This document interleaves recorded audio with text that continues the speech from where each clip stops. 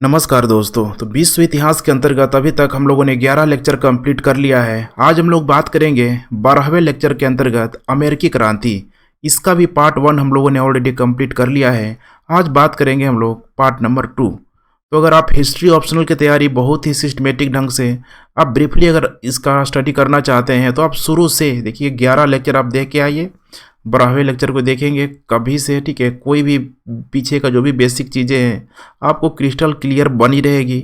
आप रटने की प्रक्रिया से बाहर निकल पाएंगे और एक जो मूल्यांकन जो होता है एक एनालिसिस के दृष्टिकोण से आप चीज़ों को अच्छी तरीके से समझ पाएंगे। तो चलिए हम लोग बात करते हैं अमेरिकी क्रांति के अंतर्गत पार्ट नंबर 2।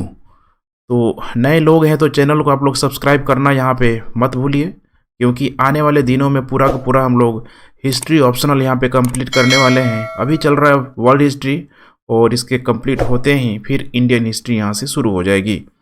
तो इसमें देखिए अभी तक हम लोगों ने क्रांति से पूर्व यूरोपियों के बसने का कारण इसको देख लिया था। महत्वपूर्ण प्रश्न यहाँ पे जो भी था इसको भी देख लिया था, और क्रांति के मुद्दे खासकर इसको हम लोग कारण के संदर्भ में देखा था। लेकिन अब थोड़ा सा इसी को इलोबरेट करके क्रांति के कारणों में यहाँ पे हम लोग देखने का प्रयास करेंगे, और ख़ासकर इसमें इंग्लैंड की जो असफलता है, इंग्लैंड की असफलता के पीछे कौन कौन से कारण था। क्योंकि फाइनली देखिए ब्रिटेन का ही उपनिवेश अमेरिका होता है, लेकिन वो अब उपनिवेश नहीं रह जाता है, बल्कि अमेरिकी क्रांति के माध्यम से वो आज़ाद हो जाता है। तो कारण बहुत सारा है, ठीक है। उन्हीं कारणों को हम लोग सिस्टमेटिक ढंग से देखेंगे, और सबसे इम्पोर्टेंट यहाँ पे जो परिणाम के रूप में देखेंगे किस तरीके से पूरे विश्व पे यहाँ पे प्रभाव पड़ता हुआ नजर आएगा, और इसका स्वरूप को भी हम लोग बारी बारी से डिफाइन करेंगे। और उसके बाद से देखिए अगला जो टॉपिक है हमारा अमेरिकी संविधान, आने वाले दिनों में हम लोग इसे कंप्लीट करेंगे। तो चलिए पहले इन सारे सेगमेंट को हम लोग बारी बारी से कंप्लीट करते हैं। तो यहाँ आप देख पा रहे हैं अमेरिकी क्रांति के कारण। अब यहाँ पे कुछ डायमेंशन है। अब यहाँ पे इतना सारा डायमेंशन लेने का कारण यही है कि आप पिछले साल के प्रश्नों को उठा के देखेंगे, अब विगत 15-20 साल के प्रश्नों का, तो किसी एक कारण को एक बिल्कुल ही डायनेमिक अप्रोच के माध्यम से उसको पूछ लिया जा रहा है। और ऐसे में अब आपके पास एक ही विकल्प है कि एक टॉपिक को थोड़ा सा आप समझ के पढ़ें, ताकि क्वेश्चन को अगर थोड़ा सा भी अगर वो घुमा के पूछे तो आप बिल्कुल ही डिफेंड करने की स्थिति में रहें। पहला है यहाँ पे देखिए स्वच्छंद एवं स्वच्छ वातावरण। आप खुद से इसको एनालिसिस करने की कोशिश कीजिए कि जब तक आप पे कोई बैरियर नहीं लगता है तो सोचने समझने की जो क्षमता है पूरी तरीके से देखिए डेवलप होगा, विकसित होगा, और वैसे सिचुएशन में आप अपने आप को बेहतरीन तरीके से प्रेजेंट कर पाएंगे। और यहाँ पे अब ठीक उसी अमेरिकी उपनिवेश में, ठीक है, आप इम्प्लीमेंट करने की कोशिश कीजिए कि उपनिवेश तो ज़रूर था, ब्रिटेन वासियों के द्वारा यहाँ पे जिस तरीके से कॉलोनी को बसाया गया था, लेकिन यहाँ पे जो उपनिवेश का एक जो दायरा होना चाहिए था, जिससे कि अपने अंडर कंट्रोल में सारी औपनिवेशिक नीतियों को बनाना, आर्थिक नीतियों को बनाना, वाणिज्यवाद के हितों से परिचालित होना, अब वो सारी जो चीज़ें थी उतनी कड़ाई से यहाँ पे लागू नहीं किया जा रहा था। इसका मतलब कि स्वच्छंद एवं स्वच्छ वातावरण। अब ये ऐसा क्यों है, बिल्कुल आप इसे समझने की कोशिश कीजिए कि इंग्लैंड द्वारा देखिए आदर्श समाज की अवधारणा थी, क्योंकि वही पुनर्जागरण और प्रबोधन का काल है, और खुद वहाँ पे इतने दिनों से लोग रह के अब यहाँ पे अमेरिका में आके माइग्रेट कर रहा है। तो स्वाभाविक सी बात है कि इनको अपने मूल्यों के बारे में, इनको अपने अधिकारों के बारे में इनको पता है। तो इसीलिए इंग्लैंड द्वारा जो आदर्श समाज की अवधारणा थी उनमें स्वच्छंद चेतना का विकास हुआ था, और ये वही लोग जब अमेरिका आ रहे हैं तो क्या इनमें विकास नहीं होगा? बिल्कुल होगा। आरंभ से यहाँ पे कठोर नियंत्रण ब्रिटेन द्वारा लागू नहीं किया गया, क्योंकि उस समय आप देखेंगे लगभग 17वीं-18वीं सदी का ये जो दौर है, इंग्लैंड में संसद वर्सेस राजतंत्र के बीच संघर्ष चल रहा था। ये वही संसद है, पार्लियामेंट्री जो वहाँ सिस्टम है, और वहाँ पे राजतंत्र और कोई और नहीं है, ठीक है। आज भी वहाँ पे जो राजतंत्रात्मक व्यवस्था जो मौजूद है, आप कह सकते हैं कि ठीक है भारत में जैसे राष्ट्रपति है उसी तरीके से ब्रिटेन में वहाँ के, ठीक है, शासक है, शासिका है। तो बिल्कुल देखिए उस समय आप देखेंगे तो एक समय हुआ करता था कि ब्रिटेन में राजतंत्रात्मक व्यवस्था, मोनार्ची सिस्टम काफ़ी मजबूत थी, लेकिन इस पार्लियामेंट्री सिस्टम के द्वारा किस तरीके से धीरे धीरे उसके अधिकारों को कम किया गया। खासकर इसमें दो घटनाएं बहुत महत्वपूर्ण हैं। एक तो आपको किंग जॉर्ज के समय मिल जाएगा, मैग्ना कार्टा की अवधारणा 1215 में इसको लाया गया है। और उसके बाद से देखेंगे तो एक गौरवपूर्ण क्रांति होगी जिसको रक्तहीन क्रांति बोला गया। आने वाले दिनों में सबको देखिए मैं आप पढ़ाऊंगा, बिल्कुल ही आपको टेंशन लेने की इसमें ज़रूरत नहीं है। तो उस समय यही चल रहा था।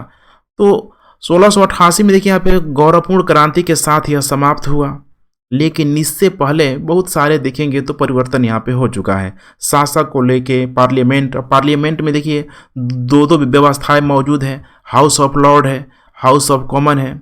हाउस ऑफ लॉर्ड उसमें काफ़ी मजबूत हुआ करता था, वरिष्ठों की, सामंतों की, कुलीनों की सभा हुआ करती थी। उसी तरीके से हाउस ऑफ कॉमन जो आम लोगों की सभा हुआ करती थी, जो उसमें बिल्कुल ही मजबूत नहीं थी। लेकिन आगे चल के धीरे धीरे हाउस ऑफ कॉमन का इम्पोर्टेंट बढ़ता चला गया। तो देखिए वही समय है 1688 में गौरवपूर्ण क्रांति के साथ यहाँ पे समाप्त हो गया। और इंग्लैंड द्वारा देखिए यहाँ पे अब हस्तक्षेप पूरी तरीके से किया जाने लगा। अब गौरवपूर्ण क्रांति में हुआ क्या है, तो अब मोटे तौर पे आप ये समझ लें कि गौरवपूर्ण क्रांति के माध्यम से राजतंत्रात्मक व्यवस्था की शक्ति को यहाँ पे संसद के द्वारा कम करने का प्रयास किया गया। अब मौका मिल गया, इंग्लैंड द्वारा हस्तक्षेप किया गया, जिससे कि अब अमेरिकी स्वतंत्रता बाधित हुई। अब पहले तुम क्या कर रहे थे, फिर ही छोड़ा हुआ था भाई। अब जैसे जैसे जो उपनिवेश है अब इनको रियलाइज हो रहा है कि अमेरिका से हमारे द्वारा किया गया जो भी ठीक है मेहनताना है उसका एक बड़ा भाग ब्रिटेन जा रहा है, तो इनको समस्या होगी। शुरू में भाई तुमने लगाम लगाया नहीं, अब जब शुरू में नहीं लगाया बाद में लगाओगे तो इनके द्वारा रिटेलिएट किया जाएगा और यही होगा। ठीक है, तो इसमें एक ध्यान रखिएगा, कुछ पॉइंट है यहाँ पे। 1688 का गौरवपूर्ण क्रांति के साथ ही समाप्त होने के बाद इंग्लैंड की संसद के द्वारा लगाम लगाने की कोशिश की जाएगी। नेक्स्ट यहाँ पे दोषपूर्ण शासन व्यवस्था। इसको मैंने बताया हुआ था कि देखिए 13 जो भी कॉलोनियाँ जो बसाई गई थी, उन कॉलोनियों में जो प्रत्येक कॉलोनी में पूरी तरीके से विधानमंडल की जो अवधारणा थी, उसमें राज्यपाल की अवधारणा थी, स्थानीय स्वशासन की अवधारणा थी। लेकिन राज्यपाल का जो पोस्ट होता था बिल्कुल यहाँ पे ब्रिटेन से संचालित होता था। स्थानीय जो शासन थे उसमें उनका प्रतिनिधित्व था। लेकिन इसके साथ साथ आप देखेंगे तो ब्रिटिश जो गवर्नर होता था, गवर्नर माने ठीक है राज्यपाल, यहाँ पे अमेरिका के ठीक है माने अमेरिका को चलाने वाला ब्रिटिश गवर्नर ब्रिटिश मनोनीत सदस्य करता था। मनोनीत मतलब समझिए, ठीक है, जैसे आज राष्ट्रपति क्या करता है, कुछ सदस्यों को मनोनीत करता है, राज्यपाल भी राज्यों में कुछ सदस्यों को मनोनीत करता है। ठीक उसी प्रकार से उस ब्रिटिश गवर्नर के द्वारा किया जाता था, मन से अपने लिए एक टीम तैयार की जाती थी, विवेकाधीन शक्तियाँ, ठीक है, मैंने विवेकाधीन शक्ति इनको दी जाती थी और उसके पास ठीक है राज्यपाल के पास भी होती थी। दूसरा बात करें यहाँ पे तो अमेरिकी स्थानीय परिषद जहाँ जहाँ था, कर लगाने का आधार, कानून बनाने का जो अधिकार, जो इनके पास राइट्स होना चाहिए था वो कर सकते थे। लेकिन ये सब करने के बाद परमिशन लेने के लिए, अर्थात एक विधेयक रूप में जानिए कि अगर ये विधेयक कोई अगर पारित कर लेते अपने यहाँ स्थानीय निकायों से, तो फिर उसमें जब तक साइन नहीं लगता गवर्नर का, वो चीज़ पारित हो ही नहीं पाता। तो यहाँ पे देखेंगे आप ब्रिटिश गवर्नर जो कि बिल्कुल ही यहाँ पे ब्रिटेन में अटलांटिक ओशियन पार रह रहा है और उससे इसको परमिशन लेने की ज़रूरत पड़ रही है। और इस ब्रिटिश गवर्नर पे जब राजतंत्र मजबूत होता था तो राजा का कंट्रोल होता था, संसद जब मजबूत हुआ करता था ब्रिटेन का तो संसद का कंट्रोल हुआ करता था। कुल मिला के देखिए समस्या तो यहाँ पे लोगों की आ रही है। इस विषय में देखेंगे कर प्रणाली को लेकर, ठीक है, तो बहुत सारी जो अमेरिकी क्रांति में मूवी भी यहाँ पे बन चुकी है, जैसे द पेट्रियट वगैरह है, काफ़ी फेमस मूवी, खासकर कर के मुद्दे को लेकर यहाँ पे उठाया गया है। तो गवर्नर की इच्छा पर निर्भर क्या दिखाई दे रहा, दोषपूर्ण शासन प्रणाली। भाई हमारा व्यक्ति, कोई भी जो अमेरिकी व्यक्ति ब्रिटेन के संसद में नहीं बैठता है और ब्रिटेन की जो संसद क्या कर रही है, तो अमेरिका में कर लगा रही है, जो कि यहाँ के लोगों के लिए बिल्कुल ही ठीक है मतलब असहनीय था। वही लोग तैयार नहीं थे। बार बार लोग बोलते थे कि भाई इंग्लैंड के ठीक है शासक ने, इंग्लैंड की संसद ने हमारी कमर तोड़ दिया है, हमारी पैर काट दिया है इस कर व्यवस्था के माध्यम से, इस दोषपूर्ण शासन व्यवस्था के माध्यम से। नेक्स्ट यहाँ पे देखिए बौद्धिक चेतना का विकास। अब ये अलग कोई तो है नहीं, बिल्कुल ये सिंपल चीज़ है। प्रबोधनकालीन चिंता का प्रसार हो रहा है, ये वही समय है 18वीं शताब्दी का युग, प्रबोधनकालीन ठीक है चिंतकों का युग। अलग अलग मैं पहले ही बता चुका हूँ कि इस प्रबोधन काल में खासकर यूरोप के अलग अलग समाजों में अलग अलग जो प्रभाव पड़ता हुआ दिखाई दे रहा है। तो स्वाभाविक सी बात है कि जहाँ पे जो कमियां हैं, जहाँ पे जो कुरीतियां हैं, उस पे ये लोग अटैक करते हुए यहाँ पे नजर आ रहे हैं। तो प्रबोधनकालीन चिंतन का प्रसार हो चुका है। अमेरिका भी अब रूसों के चिंतन, स्वतंत्रता, समानता, बंधुत्वता, यहाँ तक आप देखेंगे तो ऑलरेडी प्रोटेस्टेंट आंदोलन यहाँ पे हो चुका है। रूसो है, इसके अलावा ठीक है कांट, वोल्टेयर, मोंटेस्क्यू, ऐसे ऐसे विचारकों का यहाँ पे ठीक है अब पूरी तरीके से धीरे धीरे विचारों का फैलाव हो रहा है। एडम स्मिथ को आप देखेंगे, ठीक है। कुल मिला के देखिए यहाँ पे आपको समझने की ज़रूरत है कि अब ये लोग भी पूरी तरीके से जग चुके थे तो यूरोपवासी, जगना तो स्वाभाविक सी बात थी। बौद्धिक संस्थानों की यहाँ पे स्थापना की जाने लगी धीरे धीरे, समझ रहे ना। बौद्धिक संस्थान जैसे आजकल बुद्धिजीवियों का वर्ग होता है, लोग सोचते हैं किसी भी चीज़ को सोचने का, समझने का उनका अलग अलग दृष्टिकोण होता है, तो वहाँ पे भी अब यही हो रहा है। इसमें टॉमस पेन, जेम्स ओरिन, ठीक है, ऐसे कई सारे विद्वान लोग यहाँ पे मौजूद थे। टॉमस पेन ने तो यह यहाँ तक कह दिया कि देखिए भाई ये दो जो महाद्वीप है, उत्तरी अमेरिका, इतना बड़ा महाद्वीप लंबे समय तक किसी एक छोटे से देश के प्रति, एक छोटे देश के प्रति गुलाम रहे, भाई ऐसा तो भाई एकदम नागवारा है, ये सरासर नाइंसाफी है, किसी तरीके से यहाँ पे लॉजिकल नहीं लगता है। पैट्रिक हेनरी बोलते हैं यहाँ पे नजर आ रहा है कि यार मुझे या तो स्वतंत्रता कर दो, स्वतंत्र कर दो, नहीं तो मुझे मृत्यु दंड दे दो। इस तरीके से घुट घुट के जीने से अच्छा है कि भाई मैं मर ही क्यों ना जाऊं। यहाँ पे अब आगे चल के आएगा ये स्टेटमेंट, प्रतिनिधि तो नहीं तो कर नहीं का नारा यहाँ पे दिया जाएगा, थोड़ा सा वेट कीजिए, अभी ये जस्ट आएगा। तो कुल मिला के देखिए यहाँ पे प्रबोधनकालीन विचारकों के द्वारा अपने उस अमेरिकी समाज को जगाने का पूरी तरीके से प्रयास किया जा रहा है और इसमें ये काफ़ी हद तक ये लोग सफल भी होते हैं। नेक्स्ट देखिए यहाँ पे सप्तवर्षीय युद्ध। अब इस सप्तवर्षीय युद्ध को थोड़ा सा आपको पीछे ले जाके यहाँ पे देखना पड़ेगा। आप लोगों को पता है कि मैंने 30 वर्षीय युद्ध पढ़ाया हुआ था, 30 वर्षीय युद्ध, और 30 वर्षीय युद्ध को ख़त्म किया गया था वेस्टफेलिया की संधि के माध्यम से। और उस वेस्टफेलिया की संधि के माध्यम से आपको ये भी पता था, मैंने मेंशन किया हुआ था कि अंतर्राष्ट्रीय राजनीति में किस तरीके से यूरोप में परिवर्तन आया। फ्रांस की शक्ति को काफ़ी ही एक तरीके से बढ़त मिली। जर्मनी का जो ठीक है वैदेशिक नीति था उसको यहाँ पे स्वतंत्र किया गया, लेकिन अभी भी समस्या ज्यों का त्यों यहाँ पे बना हुआ था, इतनी आसानी से छूटने वाला नहीं था। इसीलिए देखिए 1756 से लेके 1763 तक आप देख पा रहे हैं काफ़ी लंबे समय तक ये जो सप्तवर्षीय युद्ध लगभग 7 सालों तक चला गया, मतलब चला है। इसको लघु विश्व युद्ध के नाम से भी जाना जाता है। क्योंकि लघु विश्व युद्ध के नाम से क्यों जाना जाता है अभी आपको समझ में आएगा। देखिए यहाँ पे जितना भी मतलब पूरे विश्व में देखेंगे तो थोड़ा बहुत, देखिए ये थोड़ा पिंक कलर के जो जहाँ जहाँ लाइन दिखाई दे रहा है यहाँ पे सब सप्तवर्षीय युद्ध का यहाँ पे संकेत मिलते हुए दिखाई दे रहा है। तो इससे आप अनुमान लगा सकते हैं कि लगभग सारे ही कॉन्टिनेंटल में कुछ न कुछ यहाँ पे घटनाएं हुई है। अब इसके बारे में बताने लगूँ तो फिर ठीक है मतलब 2-3 घंटे इसी में लग जाएंगे क्या क्या हुआ है। तो हमको अभी बिल्कुल ही अमेरिका को कॉन्सेंट्रेट में करके चलना है, लेकिन थोड़ा बहुत आप समरी यहाँ पे आप जान सकते हैं कि आखिर हुआ क्या है। तो देखिए सप्तवर्षीय युद्ध, जर्मनी को आपको पता था कि वेस्टफेलिया की संधि के माध्यम से यहाँ पे स्वतंत्र कर दिया गया था। 200 छोटे छोटे इस जर्मन राज्य में, ठीक है, 200 छोटे छोटे यहाँ पे राज्य मौजूद थे। लेकिन इसमें समस्या क्या था, ऑस्ट्रिया और प्रसा के बीच दोनों ही इस जर्मन क्षेत्रों पे अपना अधिकार करने के लिए पूरी तरीके से तत्पर हैं। अब ये ऑस्ट्रिया को कोई और नहीं था बल्कि वहीं हैसबर्ग एम्पायर था, हैसबर्ग साम्राज्य था, जो ठीक है पवित्र रोमन साम्राज्य का ही भाग था, यार फिर पवित्र रोमन साम्राज्य का ही आप रूप कह सकते हैं इसको। तो प्रसा और ऑस्ट्रिया को लेके यहाँ पे भी समस्या थी।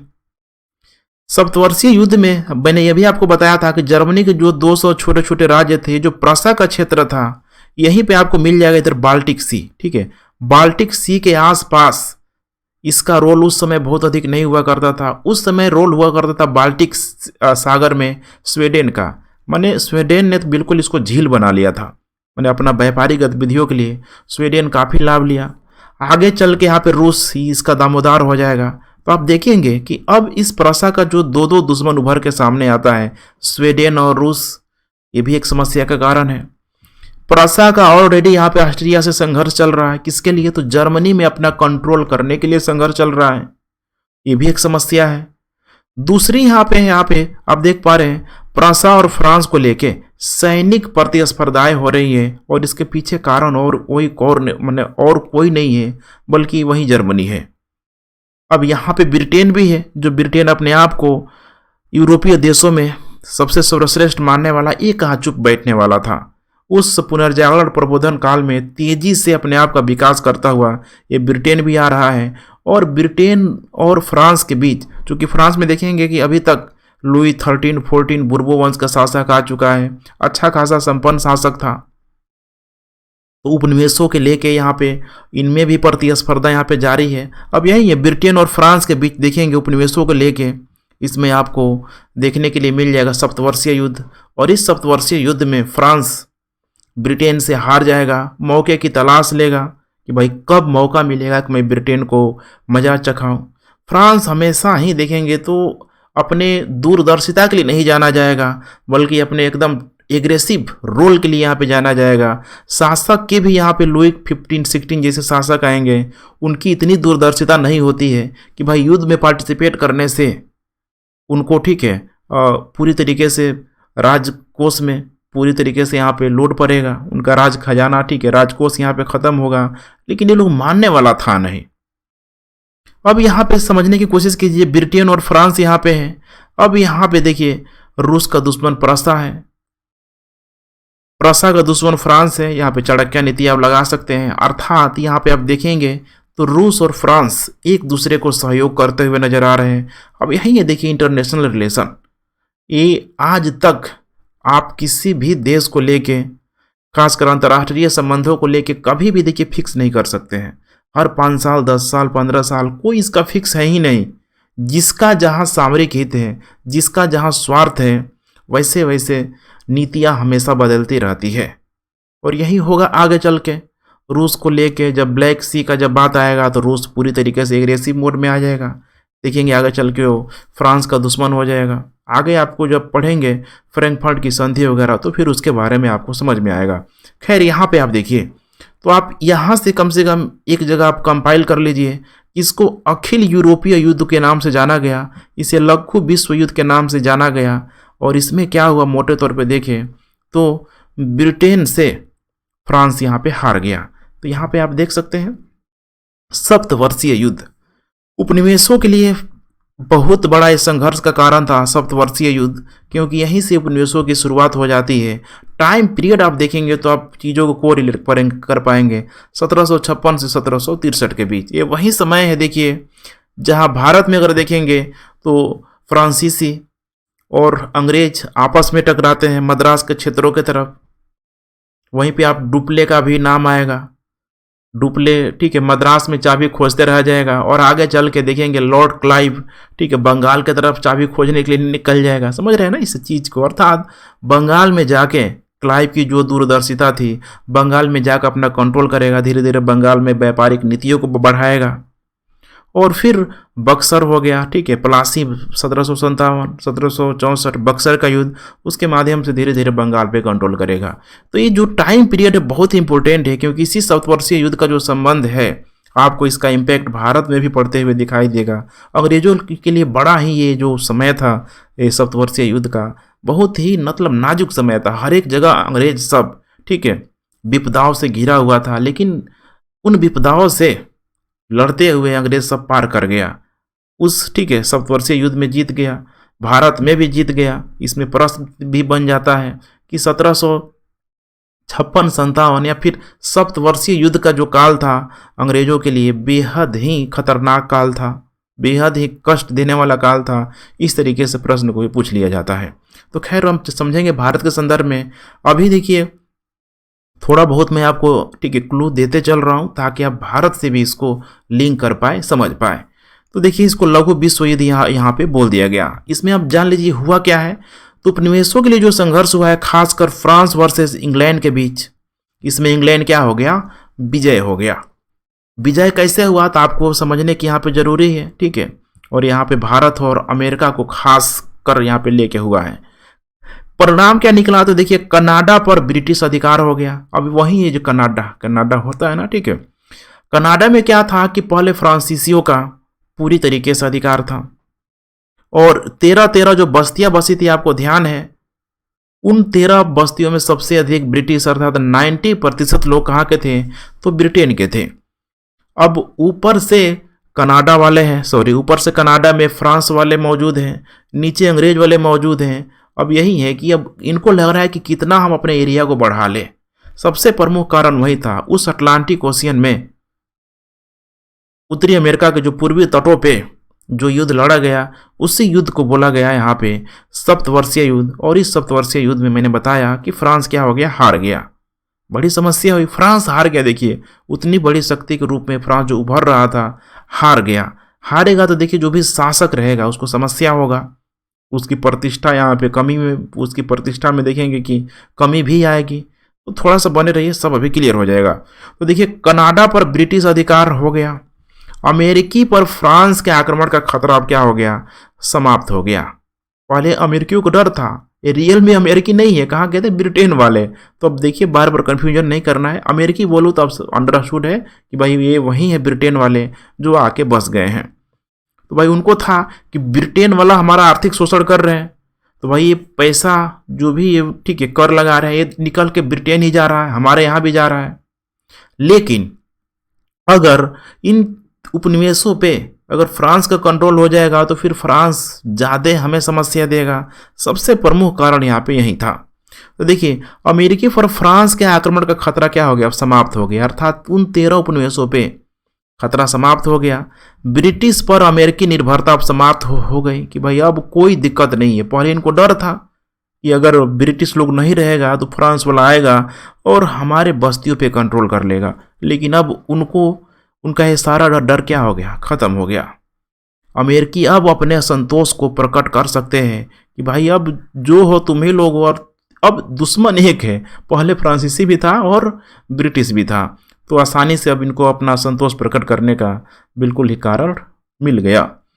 इंग्लैंड पर वित्तीय बोझ भी बढ़ा। सप्तवर्षीय युद्ध जो मैंने बताया, भारत में भी लड़ा गया, अटलांटिक ओशियन में भी लड़ा गया, तो स्वाभाविक सी बात है कि समस्या इसमें आएगा ही आएगा। अमेरिका में नए कर लगाने का प्रयास किया गया, और यही सबसे बड़ी समस्या है। अमेरिका में एक नया कर, पुराने जो कर कानून को यहाँ पे कड़ाई से लागू करने का प्रयास किया गया। अब ठीक वैसे ही है, देखिए अभी भारत के संदर्भ में सोचिए कि कानून बना हुआ है, मान के चलिए कि डौरी लेना, ठीक है, दहेज प्रथा पे यहाँ पे कानून बना है, लेकिन है क्या इसमें, जिन मंत्रियों के द्वारा, जिन मेंबर पार्लियामेंट के द्वारा, ठीक है, मैंने समझिए भाव को, कानून तो बना दिया गया, संवैधानिक कानून यहाँ पे बना दिया गया कि भाई ये गलत है, लेना बेकार का चीज़ है, लेकिन सोचिए कौन मानता है इसको। इसका कारण एक ही चीज़ है कि कड़ाई से उसको लागू नहीं किया जा रहा। अभी सोचिए हर एक क्षेत्र में प्रशासन व्यवस्था इस डोरी सिस्टम को कड़ाई से अगर पालन करने लगे तो लोगों में असंतोष यहाँ पे आना स्वाभाविक हो जाएगा। और यही था, कर पहले से था, लेकिन उन करों को बहुत कड़ाई से वसूली नहीं किया जाता था। जैसे कि देखेंगे तस्करी कर था, मौजूद था कि तस्करी नहीं करना है, लेकिन जो भी उपनिवेश में रहने वाले लोग थे काफ़ी देखेंगे एक तस्करी चोरी छुप के लोग करते हैं, कोई समस्या नहीं थी। अभी आगे आएगा। और इसका परिणाम क्या हुआ, तो अमेरिकी क्रांति के रूप में सामने आया। अमेरिकी उपनिवेशों का यहाँ पे विस्तार के संदर्भ में ऑलरेडी मैंने देखा था कि इधर जो फिलाडेल्फिया की तरफ था, ठीक है, काफ़ी ही आप देखेंगे इधर फिलाडेल्फिया था, ठीक है, वर्जीनिया का जो क्षेत्र था, तंबाकू वगैरह प्रोडक्शन खूब होता था। वो लोग चाहता था कि भाई हम और पश्चिम की तरफ जाएं, लेकिन यहाँ पे समस्या क्या हुआ कि ब्रिटिश गवर्नमेंट ने रोक लगा दिया कि भाई पश्चिम की तरफ जाओगे, वहाँ के जो रेड इंडियंस हैं, मूल यहाँ के जो लोग हैं अमेरिकी, उनसे तुम्हारा युद्ध होगा। और वे भी छोड़ के यहाँ पे जाना, ठीक है, मतलब देना नहीं जाने चाहते थे, क्योंकि उनको उस भूमि से एक लीज, समझ रहे हैं ना, लीज पट्टा के रूप में काफ़ी उनको कर मिलता था। तो ये भी अमेरिकियों में संतोष का कारण था कि भाई ये हम लोगों को अंदर जाने नहीं दे रहा है, तो फिर अपना हम लोग लैंड एक्सपेंड कैसे करेंगे। दूसरी तरफ देखें फ्रांस पे, तो फ्रांस पर वित्तीय बोझ बढ़ा। क्यों नहीं बढ़ेगा भाई, युद्ध कर रहे हो तो बोझ तो बढ़ेगा ही बढ़ेगा। आर्थिक दिवालियेपन का यहाँ पे शिकार हो जाएगा। और यहीं पे देखेंगे तो शासक आएगा लुईस 16, बिल्कुल ही अयोग्य शासक, अदूरदर्शिता, कोई उसको बहुत अधिक ज्ञान नहीं है। बुर्बो वंश की प्रतिष्ठा, बुर्बो वंश का शासक है सब लुई 13, 14, 15, 16, उसके प्रतिष्ठा को काफ़ी यहाँ पे धूमिल किया गया। और ख़ासकर उस फ्रांस के समाज में लोगों की भावनाएं आहत हुई। होता है ना, देखिए अभी मान लीजिए चलिए कि दो देशों में युद्ध हो रहा है, एक देश अगर हार जाए तो उस गवर्नमेंट की उस देश की जो भी गवर्नमेंट है, स्वाभाविक सी बात है कि उस देश के लोग उस गवर्नमेंट को हे दृष्टि से देखना शुरू कर देंगे। आगे यही चीज़ होगा, जर्मनी में वाइमर गणतंत्र के रूप में समझेंगे कि वाइमर गणतंत्र की असफलता ने हिटलर को किस तरीके से जिंदा कर दिया। वाइमर गणतंत्र ने ही उस समय ग्रेट डिप्रेशन आ गया, उस ग्रेट डिप्रेशन ने, आर्थिक मंदी ने कैसे हिटलर को आगे बढ़ाने में मौका दिया। तो सारी चीज़ देखिए यहाँ पे बिल्कुल नाम चेंज होगा, कॉन्सेप्ट बिल्कुल वहीं का वहीं रहेगा। आज भी कॉन्सेप्ट देखेंगे तो कहीं न कहीं उसी रूप में मौजूद है। अभी देखिए वर्तमान में कोरोना काल है, अगर ठीक है यहाँ की इकोनॉमिकल स्थिति खराब हो जाएगी, गवर्नमेंट चाहे किसी की भी क्यों ना हो, लोग सुनेंगे नहीं। ठीक है, समस्या हमेशा ही उसको आएगी आएगी, तो इतना पर्याप्त है। अब आइए नेक्स्ट बात करते हैं, यहाँ पे प्रसा को इसमें लाभ हुआ। प्रसा को क्या लाभ हुआ उस सप्तवर्षीय युद्ध से? तो जर्मनी में ऑस्ट्रिया के प्रतिद्वंदी के रूप में एकदम खड़ा हो गया। उतना बड़ा, देखिए ऑस्ट्रिया जो हैसबर्ग साम्राज्य जो था इतना बड़ा था, पावरफुल था, लेकिन उसको टक्कर कौन दे रहा है? यही दे रहा है प्रसा। देखेंगे शुरू से ही, देखिए ये जर्मनी जो जाति के जो लोग थे बहुत ही लड़ाकू किस्म के हुआ करते थे। और यहाँ पे अब समझिए इतने बड़े एम्पायर, हैसबर्ग एम्पायर ऑस्ट्रिया को टक्कर दे रहा है। आगे अब देखेंगे कि यहीं एकीकरण का मार्ग यहाँ पे तैयार भी होगा। आगे चल के जब कुछ लोग आएंगे यहाँ पे, बिस्मार्क का नाम, ठीक है, इसमें पूरी तरीके से बोले तो अतुलनीय है। बिस्मार्क के नेतृत्व में जर्मनी का आगे चल के एकीकरण भी होगा। तो धीरे धीरे हम लोग आगे उस प्रक्रिया की तरफ बढ़ रहे हैं। अभी आप नामों को सुनते चलिए ध्यान से। नेक्स्ट यहाँ पे ब्रिटिश औपनिवेशिक आर्थिक नीतियाँ। अब देखिए यहाँ पे औपनिवेशिक आर्थिक नीतियाँ, जब कोई भी शक्तिशाली देश किसी कमजोर देश पे, खासकर ठीक है अपने मात देश पे, जो भी आर्थिक नीतियों को अपने अकॉर्डिंग यहाँ पे लगाने का प्रयास करता है। और उस समय ब्रिटेन की जो आर्थिक जो नीतियाँ थी बिल्कुल ही वाणिज्यवाद आर्थिक नीतियों पे आधारित थी, क्योंकि उस समय शासक मजबूत हुआ करता था, शासक लगवाता था, अधिकतर मात्रा में शासक के पास कर जाता था, तो शासक की शक्ति बढ़ती थी और संसद की शक्ति यहाँ पे कम होती थी। अब देखिए ये सबसे इम्पोर्टेंट कारण है यहाँ पे ब्रिटिश औपनिवेशिक आर्थिक नीतियों में उपनिवेशों की समस्त देखिए जो गतिविधियाँ मात देश का यहाँ पे जो नियंत्रण होगा। मात देश माने ठीक है जो शक्तिशाली देश है, जो उस छोटे से देश पे, कमजोर देश पे अपना कंट्रोल कर रहा है, उसी को बोलेंगे मात देश। इसमें मात देश कौन होगा? सोचिए, ब्रिटेन होगा। 3 जो कानून है इसे बहुत ध्यान से देखिएगा। पहला है नौ परिवहन कानून, मेरे ख्याल से पिछले क्लास में आप इससे परिचित हो चुके हैं। तो अब ब्रिटिश द्वारा नौ संचालन कानून को पारित किया गया और बोला गया कि भाई जो भी अमेरिकी बस्तियों का व्यापार हो रहा है ब्रिटेन के जहाज़ों से किया जाएगा। अमेरिकी जहाज़ों को सीमित कर दिया जाएगा, माने वहाँ पे एकदम बंद कर दिया गया, तुम लोग जहाज़ मत रखो भाई, सारा जो तुम्हारा व्यापार होगा हमारे ही जहाज़ों से किया जाएगा। आप सोचिए ट्रांसपोर्टेशन कॉस्ट किसका लगेगा? अमेरिकियों को लगेगा, और उसका भी फायदा यहाँ पे ब्रिटिशरों को मिलेगा। तो समस्या तो आएगी ही आएगी। व्यापार सीमित कर दिया गया। बोला गया कि केवल इंग्लैंड के जो भी यहाँ पे उपनिवेशों के जहाज, ठीक है, यहाँ पे प्रक्रिया चलते रहेगी। कहने का मतलब एक आयात निर्यात के लिए सिर्फ और सिर्फ इंग्लैंड का, ब्रिटेन के जहाज़ों का यहाँ पे प्रयोग किया जाएगा। और जो भी जहाज अमेरिका आएगा किसी भी देश से, अगर जो जहाज माल लेके या फिर ठीक है इंपोर्ट एक्सपोर्ट करके अगर वो आ रहा है जा रहा है, तो उसको इंग्लैंड से फिर कहाँ आना पड़ेगा? अमेरिका आना पड़ेगा। तो इंग्लैंड जाता तो उसमें चुंगी लगाता, सीमा शुल्क लगाता, फिर वो जहाज़ कहाँ जाता? अमेरिका जाता। तो सोचिए वैसे में जो ट्रांसपोर्टेशन कॉस्ट है, वस्तु का मूल्य है, वो तो बहुत हाई हो जाएगा। अमेरिकियों को बहुत बड़ी इससे क्या थी? समस्या थी कि भाई ये तो गलत है। ठीक है, अमेरिका जाने वाले जहाज़ पहले इंग्लैंड के बंदरगाह में जाते, तत्पश्चात अमेरिका पे जाते, यहाँ तक जाते जाते वस्तु का मूल्य बढ़ जाता। उसके बाद से है व्यापारिक कानून। देखिए बोला गया कि अब भाई अमेरिकी वासियों देखो, जो भी तुम्हारे यहाँ खासकर तंबाकू हो गया, चावल हो गया, बहुत बड़ी मात्रा में उस समय होता था, आज भी होता है, इसका तुम लोग जो एक्सपोर्ट होगा, माने इसका जो निर्यात होगा सिर्फ और सिर्फ इंग्लैंड को करोगे। बाकी किसी भी यूरोपीय देश को तुमको यहाँ पे नहीं करना है। और अब इससे क्या होगा कि भाई अमेरिका में उस ब्रिटिशरों का मोनोपोली हो जा रहा है व्यापार को लेके, मार्केट में कंपटीशन ही नहीं है, जाएगा सब औने पौने दाम में खरीद के ला के यूरोप में सब सप्लाई करेगा और उपनिवेशों में सप्लाई करेगा और अधिक मुनाफा कमाएगा। तो इसमें देखिए ठीक है, वही चीज़ हो रहा है, ठीक है, जो कि आज वर्तमान में किसानों के साथ हो रहा है कि भाई उनसे कम दाम में, ठीक है, आलू ले लीजिए, टमाटर ले लीजिए, सॉस बनाइए, चिप्स बनाइए, मार्केट में सप्लाई कीजिए, मार्केट में सप्लाई के लिए तुरंत एमआरपी लगा दीजिए, एमआरपी में मैक्सिमम रिटेल प्राइस। कोई भी सीजन हो, आलू किसी भी रेट पे खरीदा गया और डजेंट मैटर। लेकिन देखिए यहाँ पे अगर एग्रीकल्चर सेक्टर में देखें तो किसानों के साथ ऐसी व्यवस्था नहीं है। प्रोडक्शन अधिक हो गया, ठीक है, तो तुरंत डिमांड भी यहाँ पे अगर अधिक हो जाएगी, या फिर डिमांड अगर कम हो जाएगी, प्रोडक्शन अधिक हो जा रहा है, तो वस्तु का मूल्य तुरंत क्या हो जाएगा, कम हो जाएगा। तो यही है, डिमांड एंड सप्लाई का खेल है। डिमांड यहाँ पे अधिक है, सप्लाई अगर कम हो रही है, तो स्वाभाविक सी बात है कि वस्तु का मूल्य क्या हो जाएगा, कम हो जाएगा। और यही तो हो रहा है, मोनोपोली आ गया, जियो आ गया, ठीक है। नेक्स्ट यहाँ पे औद्योगिक कानून के संदर्भ में अमेरिका में उन वस्तुओं के उत्पादन पर प्रतिबंध लगा दिया गया कि जो वस्तु का प्रोडक्शन ब्रिटेन में होता था। ब्रिटेन वाला बोला कि देखो भाई, फला फला वस्तु तुम्हें खरीदने की ज़रूरत नहीं है, मैंने सॉरी क्या बोलते हैं कि उपजाने की ज़रूरत नहीं है, हम खुद ही ला देंगे जहाज भर भर के, हमसे तुम लोग खरीद लेना। अभी इस प्रकार की जो नीति है, सोचिए कोई कितना दिन तक सहन कर सकता है। खुद भौगोलिक एरिया में अमेरिका देखिए कैसा है, ब्रिटेन देखिए कैसा है, दोनों का जियोग्राफिकल एरिया में ज़मीन आसमान का अंतर है।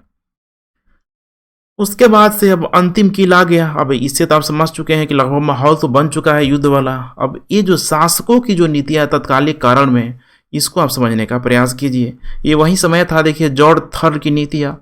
जॉर्ज थर्ड आएगा कि शासक अपनी शक्ति को बढ़ाने के चक्कर में पार्लियामेंट को पूरी तरीके से कमज़ोर करने का प्रयास करेगा और काफ़ी हद तक सफल भी हो जाएगा। अब जैसे ही पार्लियामेंट्री सिस्टम कमज़ोर होगी, अब उस पार्लियामेंट्री सिस्टम में देखिए जो भी प्रधानमंत्री होगा उस पर दबाव डालेगा, मुनाफे पे जोड़ देगा, वाणिज्यवादी हितों से परिचालित होगा। आप सोचिए वाणिज्यवाद मैंने बताया था आपको शुरू से, बेसिक चीज़ों को पढ़ के आइए, कभी कहीं से कोई समस्या नहीं होगा कि वाणिज्यवाद का मतलब राजनीतिक संदर्भ से है और उस राजनीतिक संदर्भ में शासक को सबसे अधिक उस वाणिज्यवाद से लाभ होगा। शासक अपनी सैनिक शक्तियों को बढ़ाएगा, गोला बारूद इन सब को बढ़ाएगा और बाकी को कमज़ोर करने पे यहाँ पे लग जाएगा, खासकर मध्य वर्ग को भी कमज़ोर करने का पूरा प्रयास करेगा। तो यही है जॉर्ज थर्ड की नीतियाँ। 1760 में ब्रिटिश सम्राट जॉर्ज थर्ड आएगा, कार्यों में कुशलता लाने के लिए सरकार पर दबाव बनाएगा, संसद पे दबाव बनेगा और उस संसद का जो प्रमुख है, मंत्रिमंडलीय जो व्यवस्था है वहाँ भी चलती है, एकात्मक व्यवस्था है, वहाँ भी प्रमुख प्रधानमंत्री है। प्रधानमंत्री उसमें नाम याद रखिएगा, एक ग्रेनविले हुआ करता था, ग्रेनविले पे भाई दबाव डाला कि भाई क्या कर रहे हो तुम लोग, अधिक से अधिक, ठीक है, और नीतियों को अच्छे तरीके से अमेरिका में बनाओ, इतना बड़ा, ठीक है, भूभाग वाला एरिया है, वहाँ से अधिक मात्रा में हमारे पास मुनाफा आना चाहिए, कर आना चाहिए। ग्रेनविले ने शुरू कर दिया, कठोर आर्थिक नीतियाँ बनाना शुरू कर दिया। इसी समय में कुछ नए और पुराने कर इसने लगाना शुरू कर दिया। जो पुराने कर थे उसको कड़ाई पूर्वक वसूला जाने लगा। अब सोचिए, अभी तक खासकर वहाँ पे शुगर एक्ट, शुगर समझ रहे हैं ना, यही चीनी एक्ट वहाँ पे, ठीक है, अल्कोहल वगैरह खूब बनता था। तस्कर विरोधी कानून खूब था वहाँ पे, तस्कर विरोधी वस्तुओं को, ठीक है, जैसे कि कम दाम में आप सप्लाई कर सकते हैं, उसमें अधिक आप मुनाफा कमा सकते हैं। गवर्नमेंट को टैक्स पे नहीं करता है, उतना पे नहीं करना पड़ेगा आपको, जैसे कि बिहार में अभी है। शराबबंदी हुआ है, तो भाई जो शराब का तस्करी करेगा उसमें मुनाफा उसको स्वाभाविक सी बात है कि अधिक मिलेगा। अब यहाँ पे ब्रिटेन की गवर्नमेंट ने पूरी तरीके से इन करों को कड़ाई से लागू करना शुरू कर दिया। अब यही मैंने बताया था कि अभी तक ऐसा नहीं था कि कोई कानून बन के तैयार नहीं था, कानून पहले भी था, लेकिन उस समय कड़ाई से लागू नहीं किया जा रहा था। तो अमेरिकी वासी भी खुश थे कि चलो कानून है, लेकिन उतनी अच्छे तरीके से इम्प्लीमेंटेशन नहीं किया जा रहा, इसका मतलब उनको स्वायत्ता मिल रहा था। लेकिन अब बिल्कुल ही, अब सैनिकों के माध्यम से सोटा लगा के जेल में डाल के ये सब प्रक्रिया किया जाने लगा। तो अमेरिकी लोगों में असंतोष का भाव जागृत हो गया। दूसरा कारण ये भी था, सप्तवर्षीय युद्ध हुआ था। जस्ट देखिए अभी 1756 से 1763 के पीछे हमने अभी 10 साल भी नहीं हुआ, ठीक है, सप्तवर्षीय युद्ध हुआ था। इंडिया में भी हुआ था, फ्रांस। तो उस समय ब्रिटेन की हालत, ठीक है, थोड़ा बहुत डगमगा गया था। उनको अब जरूरत था कि नहीं, नए कर को लगा के हम इस अपने नाकामियों को और जो भी उनको आर्थिक घाटा लगा है उसको हम लोग पूरा करें। ब्रिटिश पर वित्तीय बोझ पड़ा हुआ था। अब यहीं से शुरू हो गया। ग्रेनविले ने देखा, पूरा का पूरा जो बजट देखा, आय व्यय के खाता को देखा, तो उसको लगा कर ये क्या हो रहा है भाई, जितना हमारा व्यय हो रहा है आय तो उससे हमारा काफ़ी कम है। अब ऐसे रहेगा तो सोचिए कभी काम चल पाएगा। व्यय की मात्रा अधिक है और आय की मात्रा कम है। इसका मतलब कि दोनों को ठीक करना होगा, ठीक है। बजट घाटे को कम करना पड़ेगा। कैसे कम होगा, तो कर को बढ़ा के, जो भी उपनिवेश है कर बढ़ा देते हैं भाई, धीरे धीरे हमारा ठीक हो जाएगा। अब यही था, देखिए अंतिम जो कील था यहीं तक कर, एकदम दिमाग में इसको बैठा लीजिए। कर जब भी अधिक किसी भी जनता को देना पड़ेगा तो समस्या आएगी आएगी। इसीलिए देखिए इकोनॉमिस्टों के द्वारा बोला जाता है कर को जितना कम से कम हो भाई लगाओ, ताकि अधिक से अधिक लोग देंगे। लेकिन ऐसा होता नहीं है जनरली, देखिए, ठीक है। खैर भारत वगैरह में तो कम है, लेकिन अभी भी जाएंगे आप विकसित देशों में तो वहाँ कर 40%, 50%, ठीक है, आपको देखने के लिए मिलेगा। लेकिन वहाँ की गवर्नमेंट अपने नागरिकों को फैसिलिटी भी मुहैया कराती है। खैर वो अलग मुद्दा है। तब आइए बात करते हैं हम लोग, अमेरिकी स्वतंत्र जीवन में हस्तक्षेप हो गया कि भाई अब ये लग रहा है कि अब क्या हो रहा है भाई, अब तो हमारा कमाई का बहुत बड़ा भाग कर के रूप में पे करना पड़ रहा है। इन्होंने नारा दिया कि प्रतिनिधित्व नहीं तो कर नहीं, अर्थात ये जो विधानमंडल है, इस विधानमंडल में भाई तुम्हारा गवर्नर आके बैठ रहा है, वो भी बैठता नहीं, एब्सेंट लगा देता है। इस हमारे विधानमंडल को तुम लोग कहाँ से नेतृत्व कर रहे हो, तो ब्रिटेन से, अटलांटिक ओशियन पार से कर रहे हो, और वहाँ से तुम नीतियाँ लगा के भेज रहे हो। हम क्यों मान लें?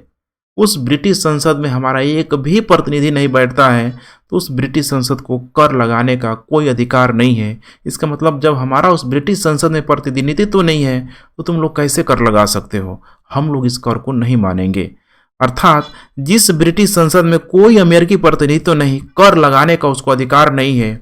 विरोध प्रदर्शन शुरू हो गया। और यहीं पे देखेंगे बोस्टन टी पार्टी, इसमें एक से एक जॉर्ज वाशिंगटन का नाम आएगा, ठीक है, कई सारे, ठीक है, बेंजामिन मार्टिन, बेंजामिन फ्रैंकलिन, ऐसे लोगों का यहाँ पे नाम आएगा। और फाइनली बोस्टन टी पार्टी यहाँ पे हो जाएगा। तो कुछ इमेज को आप देख सकते हैं, ठीक है, बोस्टन टी पार्टी का अभी आपको देखने के लिए मिल जाएगा, ठीक है। नारे का महत्व क्या है? प्रतिनिधित्व नहीं तो कर नहीं। अब समझने का प्रयास कीजिए। मात देश, ठीक है, वर्सेस यहाँ पे उपनिवेश है। अब समझने की कोशिश कीजिए, मात देश और उपनिवेश है, ठीक वैसे ही है। आपको ध्यान होगा उस पुनर्जागरण के दौर में, प्रबोधन के दौर में, यूरोपीय लोग अपने समाज को, ठीक है, सुधारने में लगे हैं। वैज्ञानिक चिंतनों के आधार पे पूरी तरीके से ठीक करने में लगे हुए हैं। राजतंत्रात्मक व्यवस्था पे चोट कर रहे हैं। और वो लोग कर क्या रहा है? एशियाई देशों में आके, अफ्रीकी देशों में आके इनको गुलाम बना रहा है। तो इसका मतलब ठीक वही चीज़ है कि भाई जो तुम अपने साथ पसंद नहीं करते हो, वो तुम दूसरों के साथ अपने औपनिवेशिक हितों को परिचालित करने के लिए लागू कर रहे हो। समस्या तो आएगा। लेकिन ये लोग भूल गया कि ये लोग ब्रिटेन से निकल के गया है, और यहाँ पे अगर हम उसी नीतियों को लागू करें तो ये लोग ऑलरेडी पुनर्जागरण और प्रबोधन काल से युक्त हैं, तो ये लोग विरोध करेगा ही करेगा। तो देखिए दोहरी नीति हर एक देश अपनाता है। चाहे यूरोपीय को ले लीजिए, ब्रिटेन को ले लीजिए। ब्रिटेन अपने समाज को सभ्य बनाने में लगा हुआ है, भारतीयों को शोषण कर रहा है। ब्रिटेन को ले लीजिए, अमेरिका को, ठीक है, पूरी तरीके से शोषण करने में लगा हुआ है। और अमेरिका भी आगे चल के कोई दूध का धुला नहीं रहता है। अमेरिका वहीं स्वतंत्रता, समानता, बंधुत्वता, ऐसी नारों से वो देश, मुक्त व्यापार की नीति के माध्यम से वो देश आज़ाद होगा। लेकिन गुलामी की दास्ता को पूरी तरीके से जो अश्वेत होगा, अश्वेतों के, ठीक है, पैरों में डाल देगा। तो बड़ी समस्या है। देखिए इसकी आप मर्म को समझना पड़ेगा कि क्या होता है और वर्तमान में क्या चल रहा है। वही है, होता है ना अपने के साथ, वही है, कोटेशन आता है कि दूसरों के साथ, ठीक है, वैसा व्यवहार ना करें जो कि अपने साथ स्वयं पसंद ना हो। तो वैसा लेकिन होता नहीं है, ठीक है। तो इसमें वही है, मात देश और यहाँ पे उपनिवेश है। मौलिक संबंधों पर प्रश्न चिन्ह लगाया। उपनिवेशों का अपना पृथक व्यक्तित्व, ध्यान से सुनिए, ठीक है। मात देश वर्सेस यहाँ पे उपनिवेश है, इनके मौलिक संबंधों पर ही प्रश्न चिन्ह लगा रहा है कि भाई दोनों एक जगह से हो रहे हैं, दोनों एक जगह से आ रहे हैं यहाँ पे। और यहाँ पे उपनिवेशों का अपना पृथक चिन्ह लगा रहा है कि भाई बोल रहा है कि ना हम तुम पे नहीं रहेंगे भाई, हम तुमसे अब क्या है अलग है। जब पहले थे ब्रिटेनवासी तब भाई भाई थे, लेकिन अब बिल्कुल हम क्या हो चुके हैं, अलग हो चुके हैं। इसका मतलब कि हम तुम्हारा उपनिवेश बनने के लिए हम तैयार नहीं है, हमको स्वतंत्र छोड़ दो, स्वतंत्रता। यह नारा ब्रिटिश बुद्धिजीवियों से आया। कहाँ से आया? ब्रिटिश बुद्धिजीवियों से, क्योंकि लोग भली भांति परिचित थे कि भाई ये देखो यही लोग है पार्लियामेंट में बैठे वाला लोग, राजतंत्र अपने में लड़ाई कर रहा है कि भाई पावर हमारे में रहेगा। राजतंत्र बोल रहा है भाई शक्ति हमारी रहेगी, हमारा चलेगा ब्रिटेन में। पार्लियामेंट बोल रहा है भाई कि ब्रिटेन में हमारा चलेगा। तो क्या हम लोग चुप बैठेंगे? हम लोग बोल रहे हैं कि नहीं भाई यहाँ तो तुम्हारा कोई एग्जिस्टेंस नहीं है, कोई अस्तित्व नहीं है, तो फिर तुम्हारा कैसे चलेगा। इसीलिए यहाँ पे दिखाई दे रहा है कि उपनिवेशवादी विरोधी संघर्ष है अमेरिकियों के। बिल्कुल देखिए ब्लड में संघर्ष, बार बार आपको शुरू से बता रहा हूँ। देखिए अपने अमेरिकियों में अपने आप को बिल्कुल ही एक स्ट्रगलर व्यक्ति के रूप में, स्ट्रगलर इंसान के रूप में रखने का प्रयास करते हैं। और यही चीज़ उनके मूवी वगैरह में देखिए झलकता है बार बार। अभी ये एलियन का अटैक हो गया, ठीक है, बहुत सारा सर्वाइकल मूवी, कोई अटलांटिक ओशन में फंस गया, कोई पैसिफिक ओशन में फंस गया, लेकिन लोग हार नहीं मानता है। और हैप्पी एंडिंग के माध्यम से ख़त्म होता है कि अमेरिकी कभी हार नहीं मानते, कितना भी ख़त्म हो जाए। देखिए एक से एक एलियन, ठीक है, समझ रहे हैं ना, सारा ये जो कंसेप्ट है वही का अमेरिका का है। अब यहीं से शुरू हो गया उपनिवेशवादी विरोधी संघर्ष और संविधानवाद को यहाँ पे प्रोत्साहन मिला कि हम भाई अब तुम्हारा प्रतिनिधित्व नहीं चाहते हैं, बल्कि हम अपना प्रतिनिधित्व के माध्यम से पूरी तरीके से, ठीक है, करेंगे। तो देखेंगे अब इसे बोस्टन टी के पार्टी के माध्यम से यहीं पे है, ठीक है, यहाँ पे आपको देखने के लिए मिलेगा, यहाँ पे आप इमेज के माध्यम से, ठीक है। और नेक्स्ट स्लाइड में आपको, ठीक है, इमेज देखने के लिए मिल जाएगा। अब यहीं से देखिए स्टेटमेंट भी आता है कि ग्रेनविले ने अमेरिका से आने वाले डाक को पढ़ लिया और अमेरिका को खो दिया। अर्थात ग्रेनविले ने जिस नए कानून को यहाँ पे एक आर्थिक जो कानून था, आर्थिक कर कानून था, उसको लगाया, पुराने कानूनों को कड़ाई से उसने लागू करना शुरू कर दिया। तो इसके जो भी ब्रिटेन के जो भी नुमाइंदे लोग थे अमेरिकियों के द्वारा भेज दिया गया कि भाई अब तुम हाथ धो बैठे हो, अब हम तुम्हारे उपनिवेश नहीं है। इसका मतलब यही है, ग्रेनविले ने अमेरिका से आने वाले डाक को पढ़ लिया और अमेरिका को खो दिया। अब यहाँ पे दे देगा टिप्पणी कीजिए, ठीक है, ये यूपीएससी का पूछा गया क्वेश्चन है। अब आप बिल्कुल ही बताने की स्थिति में है कि भाई ग्रेनविले की नीतियाँ बता दीजिए, भूमिका के तौर पे बता दीजिए कि क्या चल रहा था, ठीक है। सारे के सारे देखिए जो प्रश्न हैं आगे आपको, ठीक है, थोड़ा कंटेंट आ जाए आपके पास, सबका सब मैं आंसर राइटिंग करवाऊंगा। अब उसके बाद से आ रहा है ग्रेनविले के पास जा। तब ग्रेनविले तो फेल हो गया, ठीक है। अब जैसे ही उसके पास गया भाई डाक, ब्रिटेन में खलबली मच गई कि भाई देखो इसी ग्रेनविले की वजह से भाई हम लोग अमेरिकियों को खो रहे हैं, इतना बड़ा जो राजस्व का जो स्रोत है वो हमारा चला जा रहा है। अब नेक्स्ट सरकार आएगा 1765 में रॉकिंघम की सरकार। अब देखेंगे बिल्कुल ही क्रम लगा हुआ है, आएगा बोलेगा अच्छा स्टैम्प एक्ट और शुगर एक्ट सबसे बड़ा एक कारण था ना अमेरिकियों का, हम इसे हटा देते हैं भाई, रद्द कर देते हैं, जाओ भाई हम नहीं लगाएंगे इसको। लेकिन इसने घोषणा किया कि इंग्लैंड की संसद को अमेरिका पर कर लगाने का पूरा अधिकार है। हम दो हटा रहे हैं, इसका मतलब ये नहीं है कि भाई हमको कर लगाने का अधिकार नहीं है, हम लगाएंगे, पुनः लगाएंगे। अमेरिकी वासियों ने तीव्र विरोध करना शुरू किया कि भाई नहीं लगाने ही नहीं देंगे तुमको, भाई कैसे लगाओगे, आके लगा दो, हम देंगे ही नहीं कर। सरकार का, ठीक है, ये रॉकिंघम की जो सरकार था इसका भी पतन हो गया। अब जैसे यहाँ पे देखिए सरकार का पतन हो रहा है, सोचिए क्यों हो रहा है। ब्रिटिश जो जनता है उस गवर्नमेंट को, शासक बार बार उस पर यहाँ पे दबाव डाल रहा है कि भाई तुम्हारे वजह से हो रहा है, तुम्हारे वजह से हो रहा है। अब इतने बड़े जनता का कोई भाग ही कैसे रहेगा, डर के मारी सब, ठीक है, दे रहा है। आगे चल के आएगा विलियम पिट की सरकार, इसका एक वित्त मंत्री होगा, ध्यान रखिएगा, टाउनसेंड, बहुत इंपॉर्टेंट नाम है, यहाँ से भी क्वेश्चन बन चुका है। सेन यहाँ पे है इसका वित्त मंत्री। इसने सोचा कि अमेरिका को आंतरिक कर पर आपत्ति है। देखिए कैसे ट्राई कर रहा है कि अमेरिका को आंतरिक कर पर आपत्ति है, अर्थात बाह्य कर पर आपत्ति नहीं है। इसका मतलब कि जो भी स्टाम्प एक्ट, शुगर एक्ट, तस्करी एक्ट, ठीक है, जो भी होगा, जो आंतरिक जो कर है उसको हम लोग भाई नहीं लगाएंगे, बाह्य कर यहाँ पे लगाएंगे, सीमा शुल्क के रूप में लगाएंगे। अमेरिकियों ने बोला कि भाई खबरदार, तुम लोग को बात नहीं समझ में आ रहा है। हम बोल रहे हैं कि भाई किसी प्रकार का तुमको कर नहीं लगाना है, प्रतिनिधित्व नहीं तो कर नहीं। जब तुम हमारा प्रतिनिधित्व नहीं कर रहे हो तो भाई तुमको किस बेसिस पे कर लगाने का अधिकार दिया जाए। विरोध यही है।